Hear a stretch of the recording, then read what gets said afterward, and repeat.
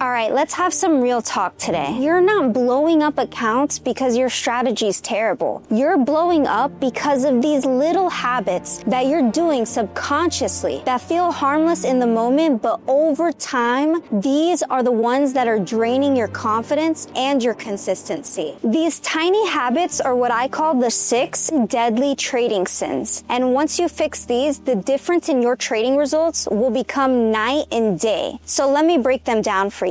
Sin number 1 is chasing moves. This is the one almost everyone falls into at some point, chasing. You see a candle ripping, something in your brain fires like, all right, let me just get in before it really goes. And before you know it, you're inside of a trade that wasn't even part of your plan. And here's the actual problem with chasing. You're basically jumping onto the back of a move that's already doing its thing, and 9 times out of 10, the market won't reward you for that. It rewards the people who let the move happen, let it breathe, and then wait for the retest or the reaction with your confirmations. That's where the clean entries are. That's where your risk makes sense. If the move leads without you, it's completely fine. You're not supposed to catch every single uptick and downtick on the chart. You're not supposed to sprint after the chart. Your job is to let price come to you, not the other way around, trying to chase price after a move already happened.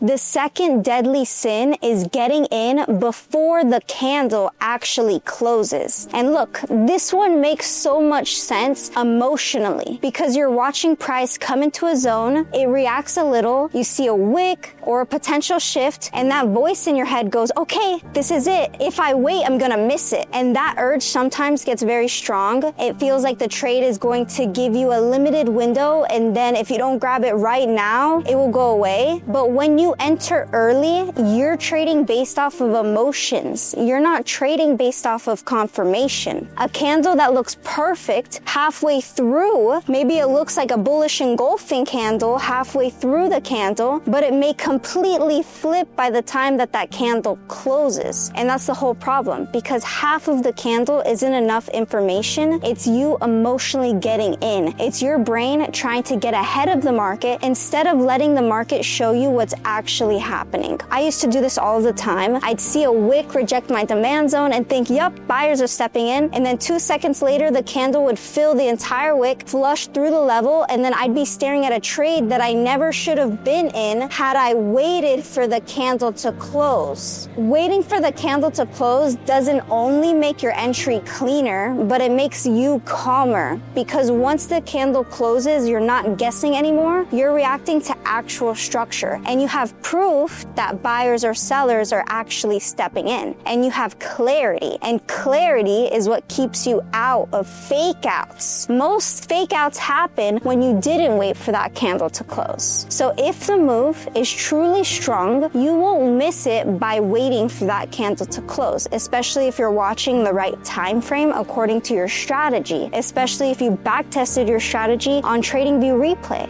TradingView Replay only has closed candles, so strong moves don't disappear in seconds of a candle. Weak ones do. So when you feel that urge to enter early, remind yourself, I don't need to predict this candle, I just need to see how it finishes. And this one habit alone will save you from so many bad trades. The third deadly sin is trading when your head isn't in the right place. And this is one of those things you'll often notice in yourself before the market even does anything. Have you ever just sat down to trade and something fell off? Not necessarily emotional. It doesn't have to be dramatic either, but just this underlying pressure sitting in the background. Maybe you're a little tense from yesterday, or you're trying to start the day off strong, or you simply didn't give yourself enough time to ease into the morning with planning. That kind of energy slips straight into your decision making. You start looking at candles differently, moves seem bigger than they really are, and you feel like you have to do something even though nothing clean is actually setting up. And instead of waiting for A A+ entries, you end up taking whatever pops up first, not because it's good, but because sitting still feels uncomfortable. I've had days like that, days where the market wasn't the issue, I was. And every bad decision starts before you click anything. What helps isn't more analysis, more indicators, or more screens. It's simply giving yourself a moment to settle. Sometimes that's a minute, sometimes it's 10 minutes, sometimes it's waiting for the first wave of morning volatility to pass, so you're not making decisions under that pressure. And then once you do that, once your mind actually slows down, the chart stops feeling chaotic. You'll be able to see structure again, and you'll be able to follow your plan instead of reacting to your own nerves. A calm mind is part of your edge. The fourth deadly sin is ignoring volume. And this one gets people all the time because the chart can look completely fine without it. You'll see a candle breaking out, the setup looks clean, everything seems to line up, and then out of nowhere it just dies. No follow through, literally just a quick pop and a full reversal. Price can do whatever it wants for a few seconds, but without volume, it's basically running on fumes. It looks strong, but there's nothing supporting it. I used to fall for this constantly. I'd take a breakout just because the candle looked good, but when I look back at my journal, every single failed move had the same thing in common. It was weak or inconsistent volume. So once you start checking volume first, the market stops feeling confusing. You understand why some moves take off because there's above average volume and large participation supporting the move, and then you start to understand why others instantly fall apart because there was fading volume. And noticing this trend can help you stop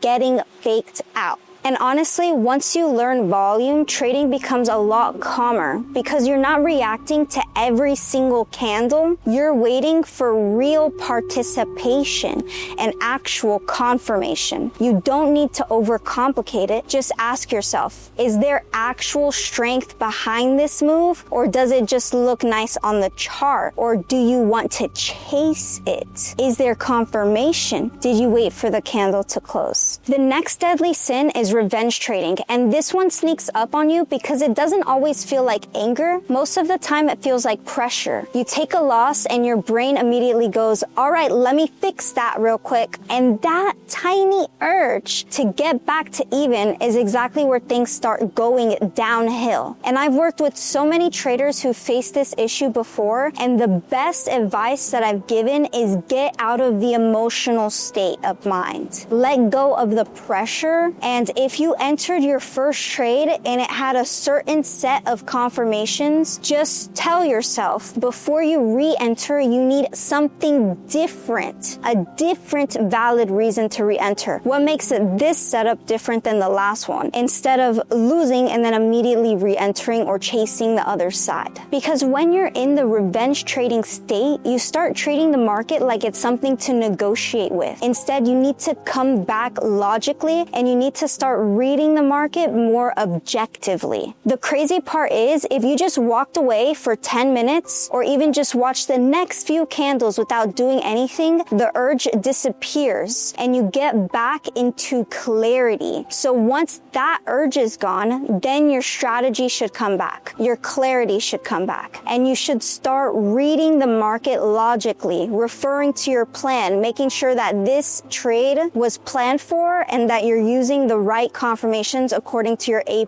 setup. So revenge trading in itself isn't even about the setup. It's about your emotional state right after the setup. Because when you're emotional, the logical part of your brain switches off, and you need to learn how to either turn that logical part back on or take a step back and take a breather, release the pressure, and then come back when you feel like yourself again. And catching yourself in that moment is one of the most important skills that you could build. Remember, the red trade is not the problem. That's part of the strategy, but it's what you do immediately after that decides everything. Sin number 6 is oversizing. This is the last deadly sin because it will crush your dreams of being a profitable trader. This is more important than most people think. If you want to be a profitable trader, you must position size very strategically. The most unprofitable traders I know, it's because they have this issue with oversizing. You see other traders maybe making $20,000, $30,000, $50,000 days, and you want that so badly. So your emotion makes you size up because you think, hey, if I triple my size, maybe I have the chance of making triple the profits. But the part of the equation that you don't consider is that you're also tripling your risk factor. And most of the time, what I've seen as well is that when you oversize, you're not willing to take the risk. So instead of stopping the loss, maybe at a 10% or a 20%, you become greedy and a bunch of emotions pop up that makes you get hopeful